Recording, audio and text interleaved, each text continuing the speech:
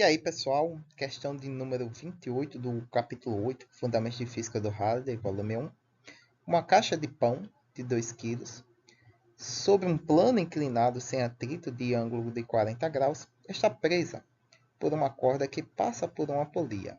Há uma mola de constante elástica de 120 N por metro, como mostra a figura.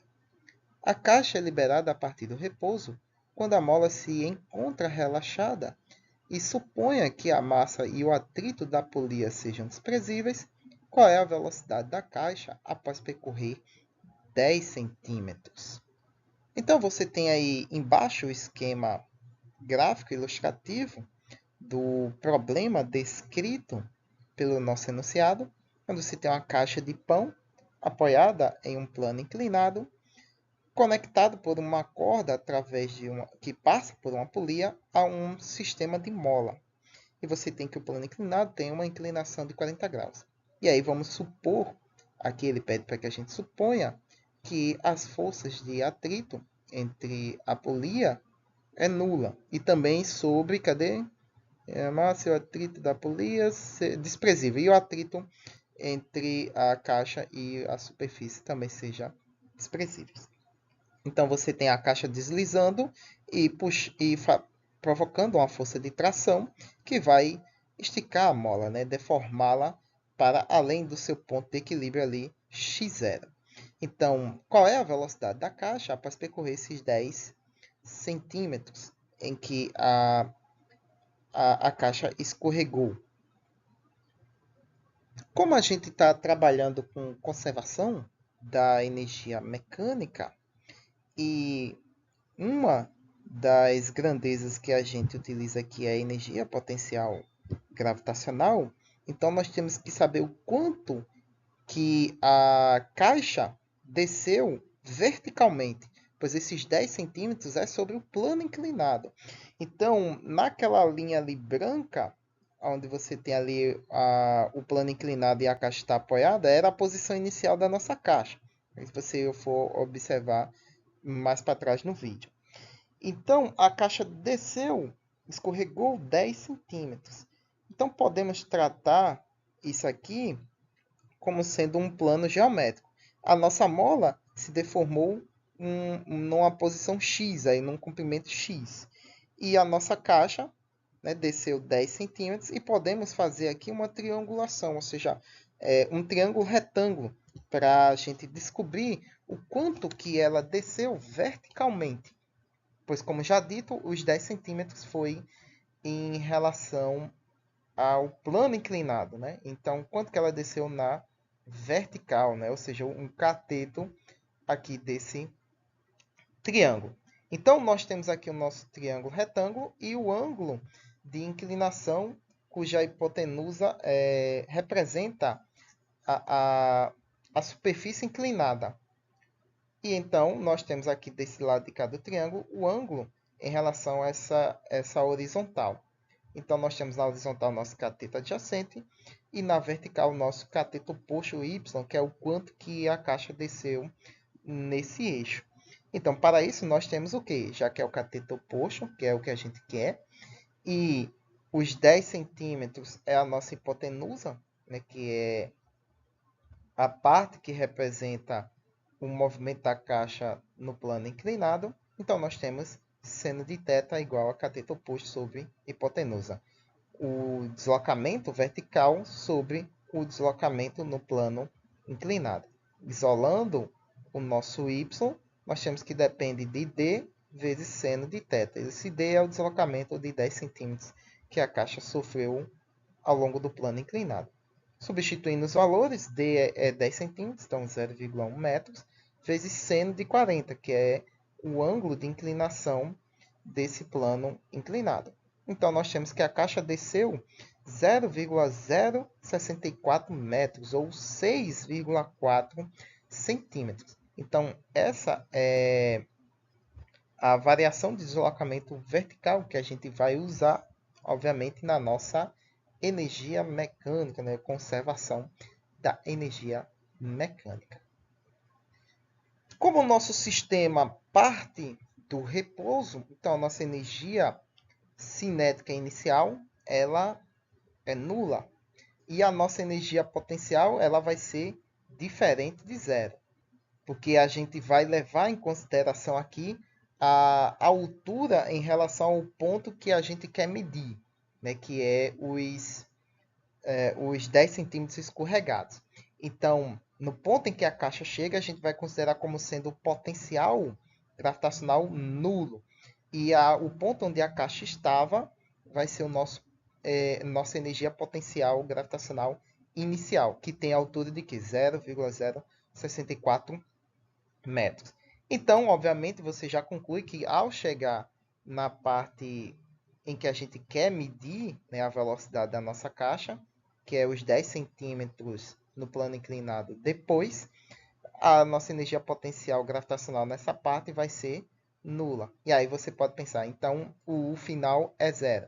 Não necessariamente, pois a gente tem uma outra energia potencial final associada a essa situação, que é a elástica, que está exercendo força sobre a caixa conforme ela vai descendo e deformando a mola. Não temos energia potencial elástica inicial, pois na situação inicial a mola não está deformada, ela está no seu ponto de equilíbrio, então a sua energia potencial é nula no início, então ela também não aparece do lado direito da equação. Mas do jeito que a energia potencial gravitacional some do lado esquerdo, a energia potencial elástica surge, pois a mola está no estado de deformidade. Então a nossa equação fica desse jeito aqui. Energia potencial final é a energia potencial elástica dada pela força exercida pela mola, 1/2 de kx quadrado, pois a gravitacional é nula. Lembre-se que nessa posição a gente está considerando ela como sendo nula. A energia cinética final é 1/2 de mv quadrado, que é justamente a velocidade com que a caixa vai estar nessa posição. E a energia potencial inicial é a exercida pela força gravitacional, que é mgy. Y é a altura vertical em que a caixa se encontrava em relação ao ponto que a gente quer medir na posição final dela, 0,064 metros, dada por G. E a potencial elástica não existe aqui, pois a mola estava em equilíbrio, né? Ela não estava deformada. Como a gente quer a velocidade, a gente vai ter que isolar essa equação, né? Então, passa os termos que não tem ela para o outro lado da igualdade e vai isolando. Então, depois que a gente aqui reorganiza os termos da nossa equação, a gente tem que a velocidade da caixa neste ponto em que ela se encontra, após ter deslizado 10 centímetros, é raiz de 2gy menos kx quadrado sobre 2.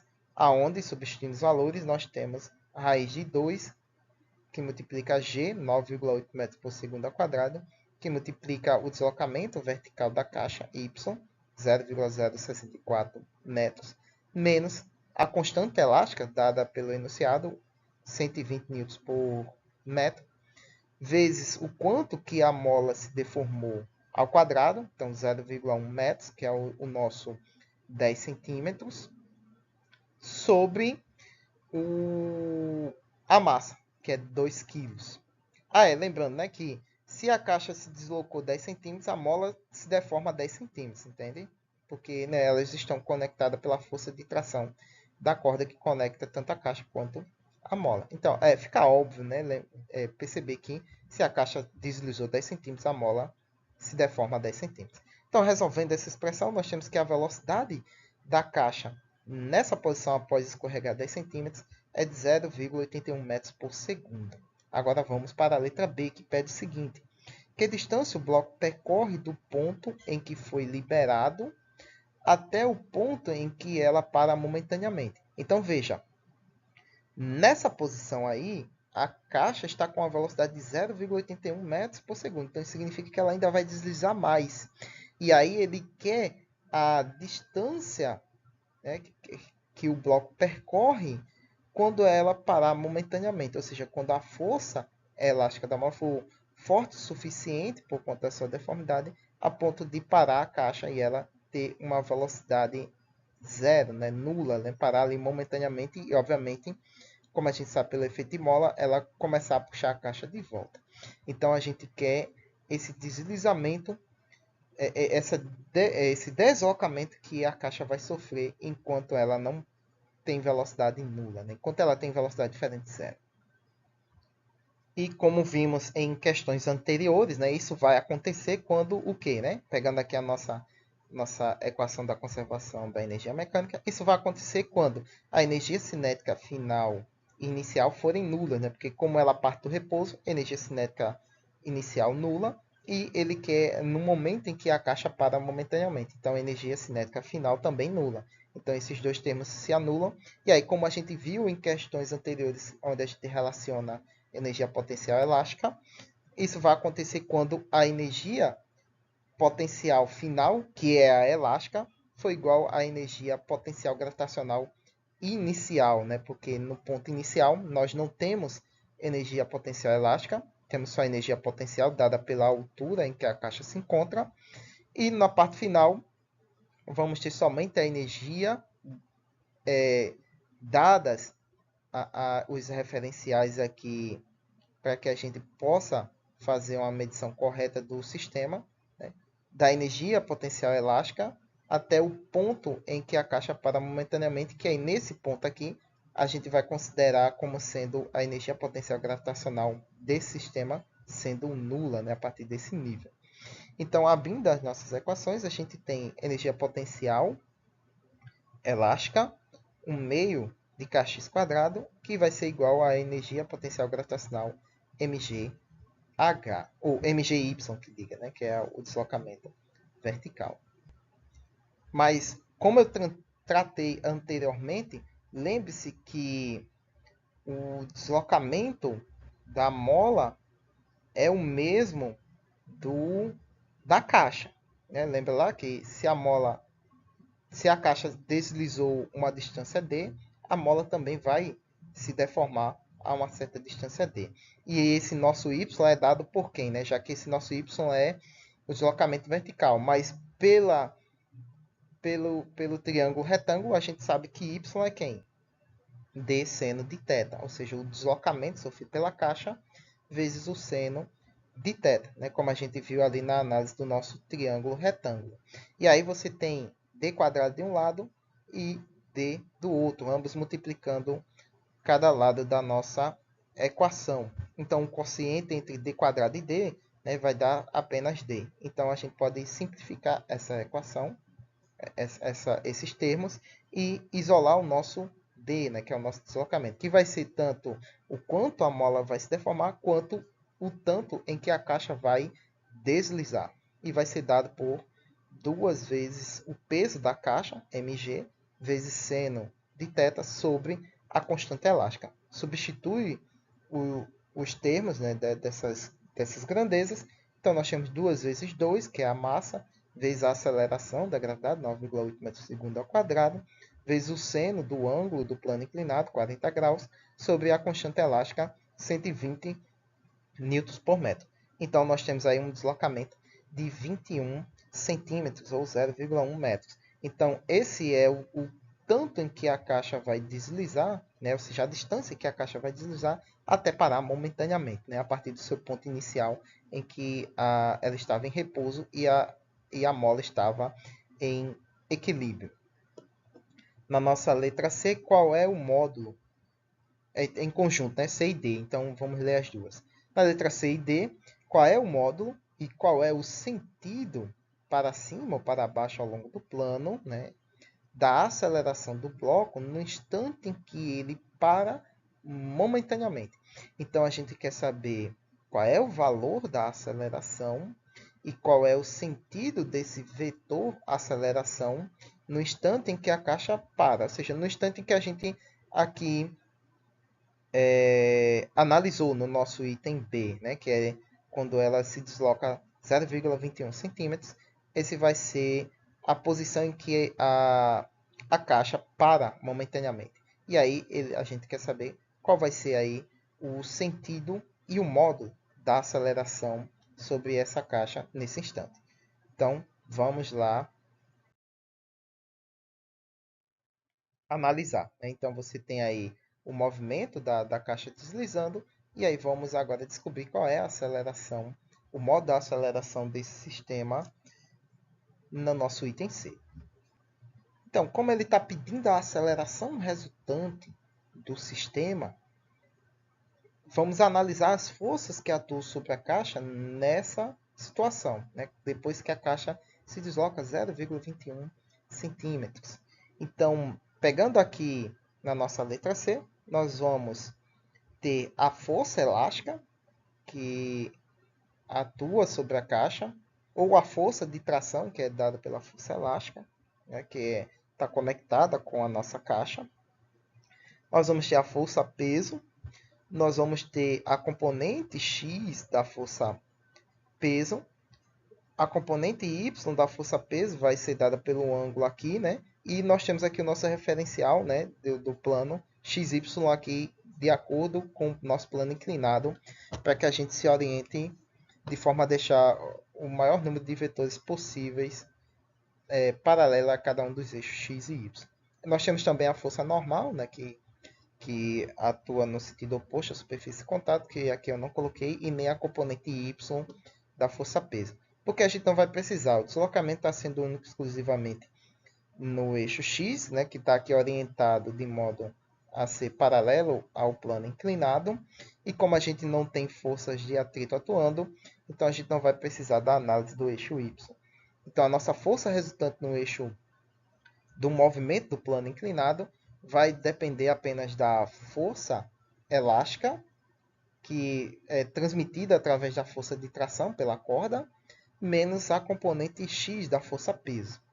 Então, você tem o seguinte: a força resultante vai ser a força elástica menos a força peso seno de θ, pois a componente X da força peso, se você olhar ali na análise dos nossos vetores, é o cateto oposto ao ângulo. Né? Se você formar um triângulo retângulo entre a força peso e as suas componentes x e y e o ângulo, né, na análise do ângulo do plano inclinado. Então fica aí o módulo da força peso seno de θ. Abrindo um pouquinho mais as nossas equações, né, para poder incorporar as variáveis que a gente conhece os valores, nós temos a força resultante, é massa vezes aceleração. Então, essa aceleração é a aceleração do sistema, por consequente, também a aceleração da caixa. A força elástica, Kx, menos a força peso seno de θ, mg seno de θ.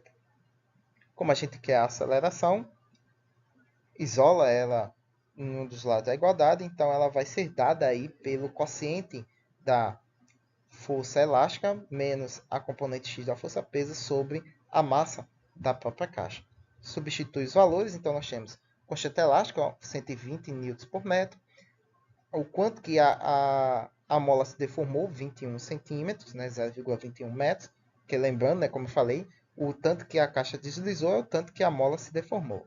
Menos o peso da caixa, 2 kg vezes 9,8 metros por segundo ao quadrado, vezes o seno de 40 graus sobre a massa da caixa, que é 2 kg. Então, resolvendo isso aí, nós temos que a aceleração resultante do sistema é de 6,3 metros por segundo ao quadrado. O sinal deu positivo, então isso significa que a aceleração é no sentido oposto ao deslocamento da caixa. A caixa está escorregando, mas a aceleração está apontada para o sentido contrário, né, a esse deslocamento da caixa. E o que é lógico, né, o que dá para extrair desse raciocínio, né, que você vê que a caixa ela começa a deslizar, mas depois começa a desacelerar, né, tanto é que ela vai parar em algum momento, né, quando ela se deslocar 0,21 metros, né, que é os nossos 21 centímetros. Isso é por conta, né, da força elástica exercida pela nossa mola, né, que ao se deformar, né, a força vai exercendo uma desaceleração ao longo do deslocamento dessa caixa. Então, na nossa letra D, né, como a nossa aceleração resultou num sinal positivo, a gente tem o seguinte, né? A aceleração aponta para a subida, né? Pode ser dizer assim, né? Porque eu peguei aqui também, você pode se confundir, né? Mas você não colocou aqui os eixos X e Y para se orientar, e aí o X está apontando para baixo, então a aceleração deveria ser no sentido negativo de X. pode-se se escrever assim também, né? Que estaria correto, né? Já que, como eu considerei o plano inclinado como sendo x positivo para baixo, você pode dizer que a aceleração é no sentido negativo do eixo x do seu referencial, né? Mas também está correto dizer assim que a aceleração aponta para a subida, né? Porque é justamente isso que está acontecendo, né? Já que a subida é na direção do sentido negativo de x, conforme a referência que eu coloquei aqui. De todas as formas, a interpretação está correta. Muito bem, pessoal, é isso aí. Espero que tenham gostado, espero que tenham compreendido. Essa questão ficou extensa, né? Porque também ela dá mais trabalho, mas para explicar todo o mecanismo que a envolve. Curtam, compartilhem, se inscrevam no canal se você é novo aqui. Críticas, dúvidas e sugestões aí na caixa de comentários e até a próxima questão.